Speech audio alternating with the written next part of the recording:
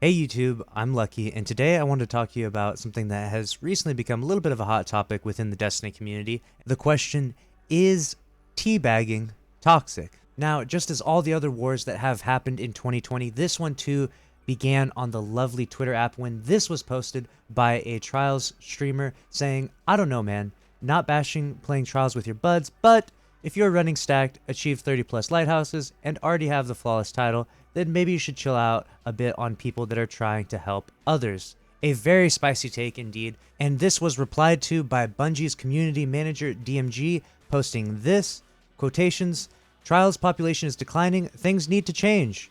Asterisk proceeds to teabag every opponent and send your trash messages after games. We have work on our side to make things welcoming, but player behavior is also a piece of the puzzle. Always a feels bad man, to which the community of course erupted in complete and utter chaos.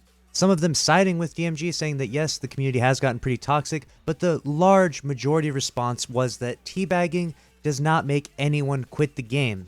There are countless other problems in the game, like cheating, DDoS, and countless error codes that are in fact declining the Trials population, and teabagging is not a piece of the puzzle at all responsible for the player base declining. And oh boy, the replies and the responses go on and on and on and on. This lit Twitter afire for about a day or two. It was absolutely crazy for a bit there. And so I wanted to make a video just giving my take on this and what I think when it comes to teabagging. As you all know, I make a lot of videos that reference, someone teabags me and I 1v1 them, or people teabag me in Trials and I beat them. And I just like to make that type of content because I find teabagging to be a taunt within Destiny 2. And that's the way I look at teabagging. I don't think that teabagging is intrinsically toxic. I do understand where people are coming from with this. I came from the Call of Duty culture way back in the day when we had proximity chat. And if you want to see toxicity, go back to then and go back to watch some of those old videos. There are people on the daily saying racist, homophobic, and misogynistic stuff in your proximity chat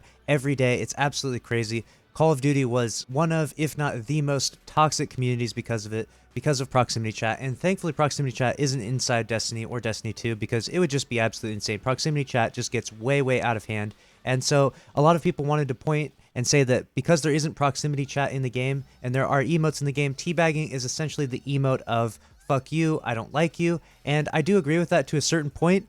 But the problem is that the exact definition of what teabagging means to that person is sort of lost in translation, whereas a lot of people came from Halo culture where teabagging was just sort of normal. It wasn't really seen as extremely toxic, but a lot of people came from Call of Duty culture where teabagging was seen as a toxic thing. Maybe it was more of a fuck you to the enemy player. And so there's a lot of different mixed opinions on what teabagging means inside Destiny 2 or inside gaming in general. But my personal stance is that it's not intrinsically toxic.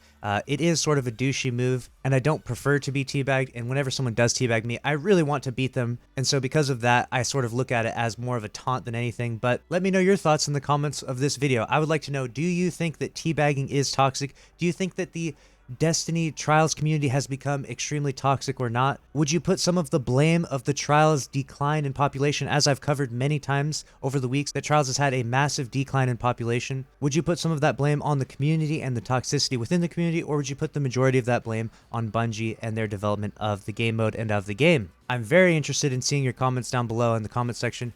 Thank you all so much for watching this video. I'll see you in the next one. Later.